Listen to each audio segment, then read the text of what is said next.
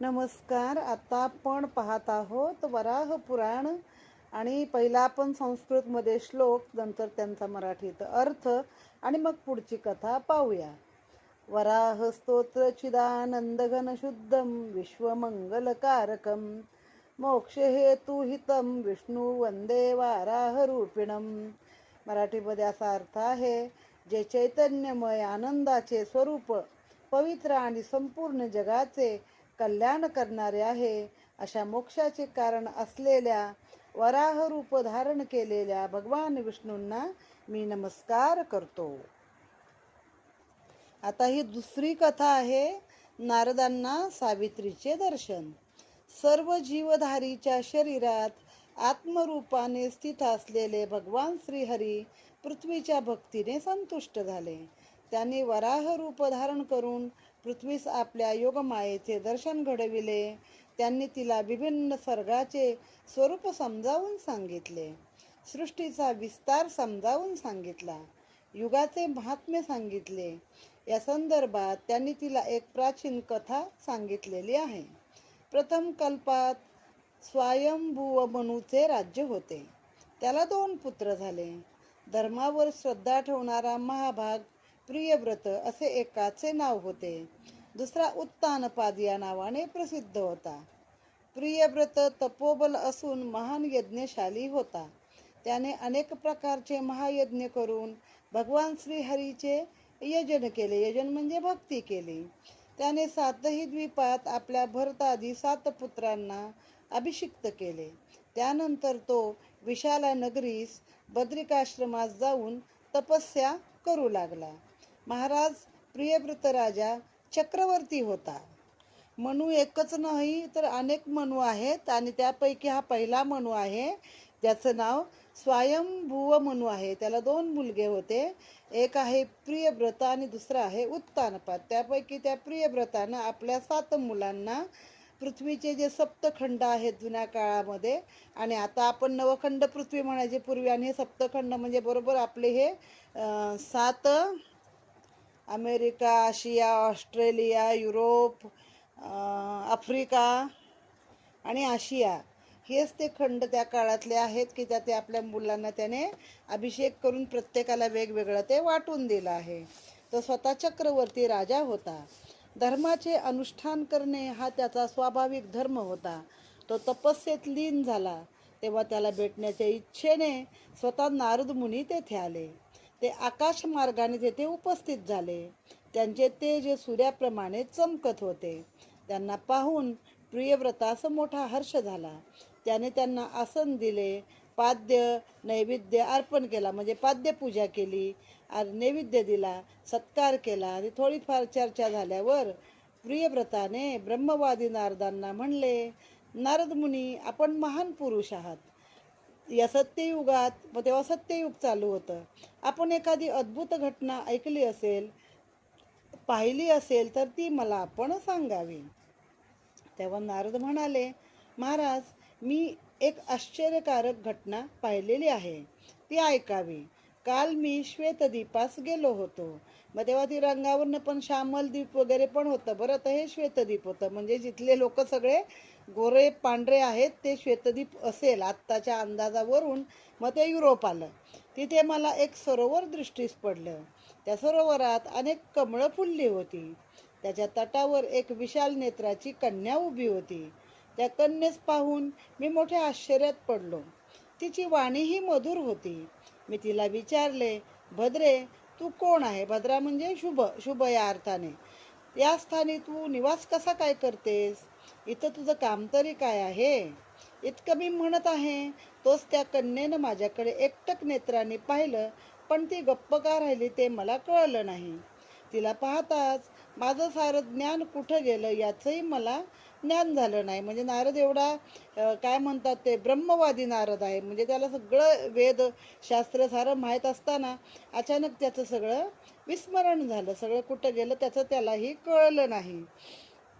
राजन, संपूर्ण वेद, समस्त शास्त्रे, योगशास्त्र, वेदांची शिक्षादी अंग, वेदाची उपवेद आणि अनेक अशी आपल्याकडं पुराणं आणि शास्त्र आहेत. यांना त्या किशोरीनं माझ्यावर एका दृष्टिक्षेपात अपहृत केलं, म्हणजे अपहरण केलं माझ्या त्या ज्ञानाचं सगळ्या. तेव्हा मी शोकाने आणि चिंतेने ग्रस्त होऊन महाविस्मयात सापडलो. अशा अवस्थेत मी त्या कुमारीस शरण गेलो. इतक्यात मला त्या कुमारीच्या शरीरात एक दिव्य पुरुष दृष्टीस पडला. त्या पुरुषाच्या हृदयात दुसरा पुरुष दृष्टीस पडला आणि त्या दुसऱ्याच्या हृदयात तिसरा पुरुष मला दिसला. त्यांचे नेत्र लाल असून तो बारासुराप्रमाणे तेजस्वी होता. अशा रीतीने मी त्या कन्येच्या हृदयात 3 पुरुषांना पाहिलं. क्षणानंतर मी आणि ती कन्या तेवढेच तिथं राहिलो. ते पुरुष अदृश्य झाले होते. तेव्हा मी त्या किशोरीला विचारलं, भद्रे, माझं संपूर्ण वेदज्ञान कसं नष्ट झालं? तेव्हा ती म्हणाली, मी समस्त वेदांची माता आहे. माझं नाव सावित्री. नारदा, तू मला ओळखलं नाहीस, म्हणून मी तुझं सर्व वेदज्ञान अपहृत केलं. राजन, त्यानंतर मी विमुग्ध होऊन तिला विचारलं, शोभने, ते पुरुष कोण होते? कृपा करून तू मला सांग. तेव्हा ती कुमारी म्हणाली, माझ्या शरीरात विराजमान होणाऱ्या पुरुषांचं जे दर्शन तुला झालं, त्यातील सर्वांगाने सुंदर स्वरूप आहे त्या पुरुषाचं नाव ऋग्वेद आहे. ते स्वतः भगवान नारायणाचं स्वरूप आहे. तो अग्निमय आहे. त्याचा सस्वर पाठ केला की सर्व पापे त्वरित भस्म होतात. त्याच्या हृदयात जो दुसरा पुरुष तू पाहिलास, त्याची उत्पत्ती या पहिल्या पुरुषापासून झाली. हे यजुर्वेदाचं रूप असून तो महाशक्तिशाली ब्रह्मदेव आहे. म्हणजे पहिला ऋग्वेद, ऋग्वेदाच्या पोटी यजुर्वेद आणि त्याच्या पोटी सामवेद. त्याच्या हृदयातील पुरुषाचं नाव सामवेद आहे. हे भगवान शंकरांचं रूप होय. त्याचं स्मरण केलं की ते सूर्याप्रमाणे सर्व पाप त्वरित नष्ट करतात. म्हणजे हे 3 वेद, ऋग्वेद, यजुर्वेद आणि सामवेद, म्हणजे विष्णू आहे, ब्रह्मदेव आहे आणि शंकर आहेत. ब्रह्मन, तुला दिसलेली ही 3 रूपं 3 वेदांची होती. नारदा, तू ब्रह्मपुत्रांचा शिरोमणी, म्हणजे ब्रह्मदेवाचा मुलगा आहे नारद. या सर्व ज्ञान संपन्न हो, असा आशीर्वाद मला तिने दिला. नारदा, असा हा सर्व वृत्तांत मी तुला सांगितला. आता तू सर्व वेदांचं, शास्त्रांचं ज्ञान प्राप्त करून घे. या वेद सरोवरात तू स्नान कर. इथं स्नान केल्यानं तुला आपल्या पूर्वजन्माचं स्मरण होईल. राजन, इतकं म्हणून ती कन्या अंतर्धान पावली आणि मी त्या सरोवरामध्ये स्नान केलं आणि तुला भेटण्यासाठी इथे आलो आहे. इथे हा कथाभाग संपूर्ण झालेला आहे. आता याच कथेचा उपभाग आहे नारदांचा पूर्वजन्म वृत्तांत. नारदांनी इतके म्हटल्यावर प्रियव्रत राजा त्यांना म्हणाला, भगवान, आपण पूर्वजन्मी जे कार्य केलं ते मला समजावून सांगा. देवऋषी, मला ऐकण्याची भारी उत्कंठा लागली आहे. असे म्हटल्यावर नारद म्हणाले, राजेंद्र, कुमारी सावित्रीचं ऐकून मी त्या सरोवरात स्नान केलं. त्यावेळी मला हजारो जन्माची स्मृती जागृत झाली. आता तू माझ्या पूर्वजन्माचा वृत्तांत ऐक. अवंती नावाची एक पुरी आहे. त्या नगरीत मी पूर्वी निवास करणारा एक श्रेष्ठ ब्राह्मण होतो. त्या जन्मी माझं नाव सारस्वत होतं. सर्व वेद, वेदांग यांचं ज्ञान मला सम्यक होतं, म्हणजे माहीत होतं, येत होतं सगळं. राजन, ही दुसऱ्या सत्ययुगाची हकीकत आहे. आपल्याला माहिती नाही, 4 युग एका मागून एक येत राहतात. 4 युग पूर्ण झाली की त्याला एक युग 100 वेळा, अशी 4 युग पूर्ण झाल्यावर एक कल्प तयार होतो. तर आता ही दुसऱ्या सत्ययुगातली कहाणी आहे त्यांची. त्यावेळी माझ्याजवळ अनेक सेवक होते. धनधान्याची अतूट अशी समृद्धी होती. भगवंताने उत्तम बुद्धी दिली होती. एकदा मी एकांतात बसून विचार करू लागलो की हे जग द्वंद्व स्वरूप आहे. यात सुख, दुःख, हानी, लाभ इत्यादी चक्र नेहमीच चालतात. ते म्हणतात ना, दिवसामागून रात्र येते, तसं सुखामागून दुःख, दुःखामागून सुख, हानी होते, लाभ होतो. हे चक्र सतत फिरत असतं. मला या जगाचं देणं घेणं तरी काय आहे? म्हणून मी माझी सर्व सांसारिक धनसंपदा पुत्रांवर सोपवून तपस्या करण्यासाठी त्वरित सरस्वती नदीच्या तटावर जावं असं माझ्या मनात आलं. हे सर्व तत्काल करावं की काय, अशा जिज्ञासेनं मी भगवंतांना प्रार्थना केली. मी त्यांच्या आज्ञेनुसार श्राद्धाद्वारे पितरांचं, यज्ञाद्वारे देवांचं, दानाने अन्य लोकांचं समाधान केलं. म्हणजे जे आपल्याकडं आहे ते पूर्वीपासून दान करण्याची वृत्ती आपल्या पुराणांमध्ये सांगितली आहे. ब्राह्मण फक्त घेतच नाहीत बघा. आता हा ब्राह्मण आहे पण याच्याकडे मुबलक आहे, तर ह्याने लोकांना आपल्या वस्तू दान केलेल्या आहेत. मग ह्यानं काय केलं, यज्ञ केला की देवांचं समाधान होतं, पित्रांचं तर्पण केलं की पित्र तृप्त होतात, आणि मग बाकीचं जे लोक होते आजूबाजूचे त्यांना त्याने काय त्याच्याकडं जे संपत्ती होती, धान्य होतं ते दान केलं आहे. पितृश्राद्ध आणि यज्ञ असं ते महत्त्वाचं त्या काळामध्ये मानलं जात होतं. राजन, त्यानंतर मी आता पुष्कर तीर्थ या नावानं विख्यात असलेल्या सारस्वत तीर्थाकडे गेलो. तिथं जाऊन मी परम मंगलमय पुराण पुरुष भगवान विष्णूंच्या नारायण मंत्राचा, ओम नमो नारायणाय या मंत्राचा जप करून ब्रह्मपार नावाच्या उत्तम स्तोत्राचा पाठ केला. मी भक्तिपूर्वक आराधना केली तेव्हा प्रसन्न होऊन स्वतः श्रीहरी प्रत्यक्ष रूपात माझ्यासमोर प्रगट झाले. ते मेघासारख्या गंभीर वाणीने म्हणाले, वर माग. तेव्हा मी प्रभूंच्या शरीरात विलीन होण्याची इच्छा व्यक्त केली. माझी विनंती ऐकून त्या सनातन देवेश्वरांनी मला म्हटले, ब्रह्मन, तू आता शरीर धारण कर. म्हणजे एवढंच काय, तू याचा त्याग करू नकोस, कारण आत्ता त्याची आवश्यकता आहे. तू आता तपस्या करण्याआधी पितरांना नार म्हणजे जल दान केलं आहेस, म्हणून तुझं नाव नारद होईल. म्हणजे जलाचं एक नाव काय आहे, नार, आणि दान केलं म्हणून ते नारद. नार पानीयुक्तुम पितृतृणात हदिभवन तदा प्रभूती मे ते नामम नारदेती भविष्यती. इतकं म्हणून भगवान नारायण त्वरित माझ्या डोळ्यापुढून अदृश्य झाले. पण योग्य समय येताच मी ते शरीर सोडून दिलं. तपस्येच्या प्रभावानं मी मृत्यूनंतर ब्रह्मलोकास गेलो. राजन, त्यानंतर ब्रह्मदेवाचा पहिला दिवस सुरू झाल्यावर त्यांच्या 10 मानसपुत्रापैकी मी एक झालो. राजा, हा माझ्या प्राकृत जन्माचा प्रसंग आहे. राजेंद्रा, भगवान नारायणाचं ध्यान करून मला लोकगुरूचं पद प्राप्त झालं आहे, म्हणून तूही आता श्रीहरी भक्तिपरायण व्हावंस, असा इथं त्यांनी त्याला उल्लेख करून सांगितला आहे. इथं ही उपकथा समाप्त झाली आहे.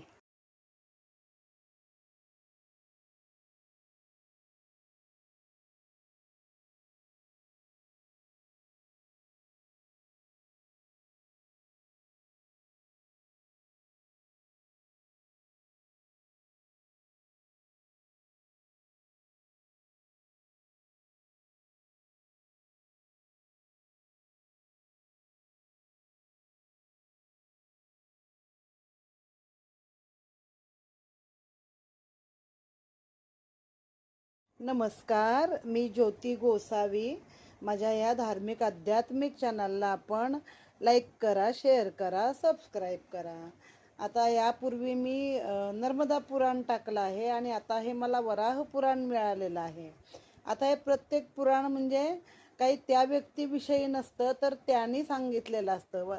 अग्निपुराण म्हणजे अग्नीनी सांगितलेलं पुराणाबद्दलची माहिती. वराह पुराण म्हणजे वराहाने सांगितलेली माहिती. तर आता आपल्याकडे असे देवांचे दशावतार झाले आणि त्यांची तशी ती पुराणं आहेत. तर मूळ आपल्याकडे किती 18 पुराणं आहेत. पण मग विष्णू पुराण म्हटलं की त्याच्यामध्ये या साऱ्या अवतारांची पुराणं देखील येतात. तर आपण आता कथारूपानेच आहे हे, मुळात तर कुठं श्लोक नाही. संस्कृत असणारं जमेल तर मी घेणार आहे मध्ये मध्ये. आणि आपण आता ह्या वराह पुराणाला सुरुवात करूया. शेवटी सगळ्यांचं मूळ कोण आहे, कृष्ण. कृष्ण पूर्ण पुरुष. कृष्णाय वासुदेवाय हरये परमात्मने प्रणतक्लेशनाशाय गोविंदाय नमो नमः. आकाशपतित तोय यथा गच्छति सागरा सर्वदेव नमस्कारम केशवम प्रति गच्छति. म्हणजे कुणालाही नमस्कार केला तर तो केशवाला पोचतो. आता इथं आपण ह्या पहिल्या भागाला सुरुवात करूया. नारायणं नमस्कृत्यं नरं चैव नरोत्तमं देवी सरस्वती व्यासं ततो जयमुदीरयेत. नमस्तस्यै वराहाय लीलायोद्धरते महिं कुरमध्यगतो यस्य मेरुः खणखणतये. अंतर्यामी नारायण स्वरूप भगवान वराह, नररत्न नरऋषी, त्यांच्या लीला प्रगट करणारी भगवती सरस्वती आणि वक्ते भगवान व्यास. कारण सगळी पुराणं कोणी तयार केली आहेत? व्यासांनी केली आहेत. त्यांना नमस्कार असो. आसुरी संपत्तीचा नाश करून अंतःकरणावर विजय मिळवणाऱ्या वराह पुराणाचा पाठ करावा. ज्यांनी लीलापूर्वक पृथ्वीचा उद्धार करताना खुरात सापडलेल्या सुमेरू पर्वतावर खण असा आवाज केला, त्या भगवान वराहांना माझा नमस्कार असो.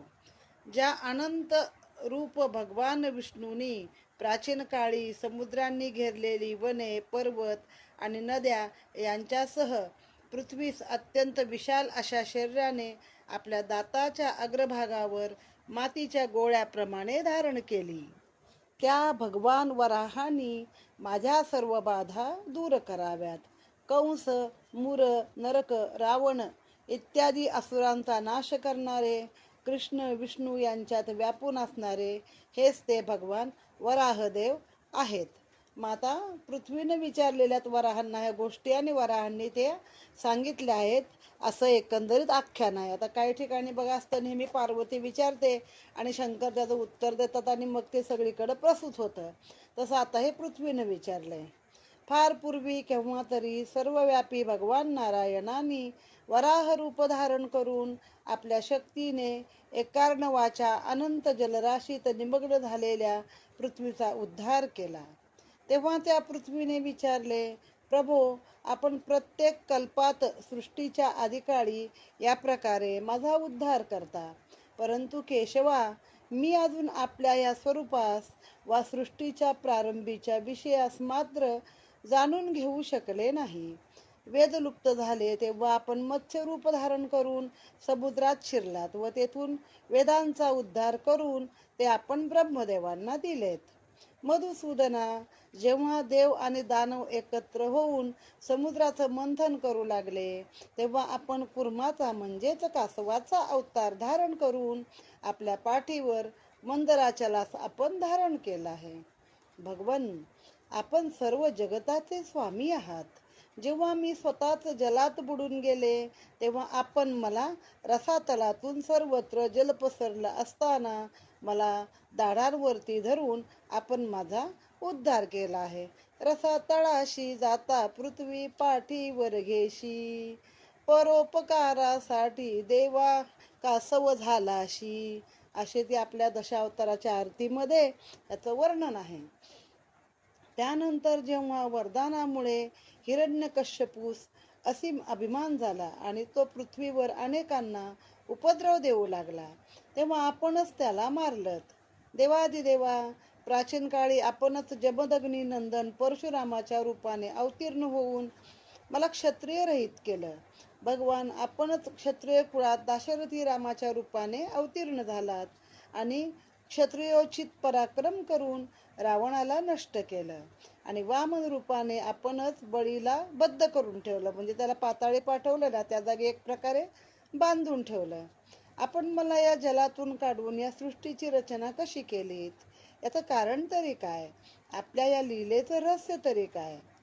विभो, आपण मला जलाबाहेर काढून या सृष्टीच्या पालनाची व्यवस्था तरी कशी केलीत? काय केलीत?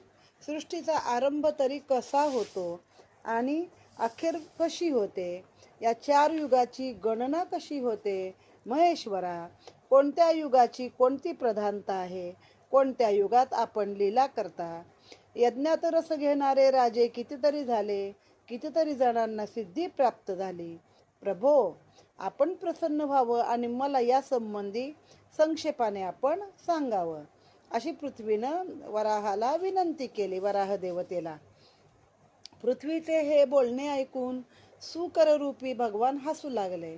तेव्हा त्यांच्या उदरात जगद्धात्री पृथ्वीस महर्षीस, रुद्र, वसु, सिद्ध व सर्व देवांचे समुदाय दिसू लागले. चंद्र, सूर्य, ग्रह, सप्तलोक यांनाही तिने पाहिले. ते पाहून एका भयानक विस्मयाने पृथ्वीचे अंग कापू लागले. पृथ्वी भयभीत झालेली पाहून वराहाने आपले बोलणे बंद केले. तेव्हा पृथ्वीने त्यांचे चतुर्भुज रूप महासागरात शेषनागाच्या शय्येवरती पहुडलेले पाहिले.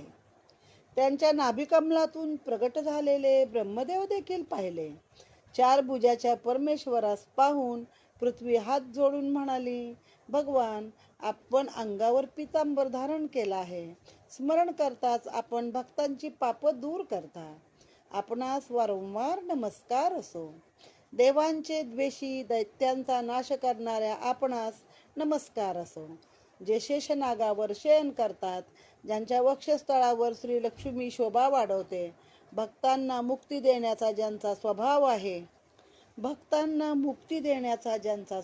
आहे, असे सर्व देवांचे देव आहेत, अशा आपणास वारंवार नमस्कार असो. प्रभो, आपल्या हातात खड्ग, चक्र, शारंग, धनुष्य शोभा पावत आहेत. आपणास जन्म मृत्यू यांचा प्रभाव आपणावर पडत नाही.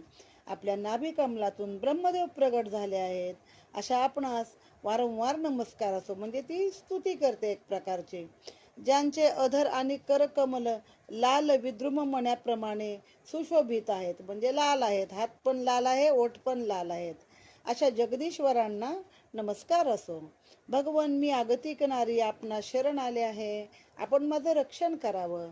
जनार्दना, सघन नील अंजना, म्हणजे काळे काजळ घातल्याप्रमाणे तो आता दिसतो ह्या अवतारामध्ये, कुठल्या वराह अवतारामध्ये. त्याप्रमाणे श्यामल रूपाच्या आपल्या या अवतारास पाहून मी भयभीत झाले आहे. शिवाय आपल्या शरीरात चराचर जगत पाहून मी पुन्हा भीतिग्रस्त झाले आहे. नाथा, आपण माझ्यावर दया करावी. महाप्रभो, आपण माझं रक्षण करावं. भगवान केशव माझ्या पायांचं, नारायण माझ्या कटिभागाचं, माधव माझ्या दोन्ही मांड्यांचं, भगवान गोविंद गुह्यांगाचं रक्षण करोत, विष्णू माझ्या नाभीचं, मधुसूदन माझ्या उदराचं रक्षण करोत, भगवान वामन वक्षस्थलाचं आणि हृदयाचं रक्षण करोत, लक्ष्मीपती भगवान विष्णू माझ्या कंठाचं, ऋषिकेश माझ्या मुखाचं, पद्मनाभ माझ्या नेत्राचं आणि दामोदर माझ्या मस्तकाचं रक्षण करोत. अशा रीतीने भगवंताच्या नामांचा आपल्या अंगावर न्यास करून पृथ्वीने भगवान विष्णू आपणास नमस्कार असो अशी प्रार्थना करून मग मौन धारण केले. इथे हे पहिलं सुरुवात आहे, कथेची माहिती आहे. या पुराणात असे अध्याय असे नाही दिलेले त्यांनी, पण कथा आहेत, काही मोठ्या काही छोट्या. त्या कथेनुरूप आपण आता सुरुवात करूया. तर इथं ही कथा समाप्त झालेली आहे. गोपाल कृष्ण भगवान की जय.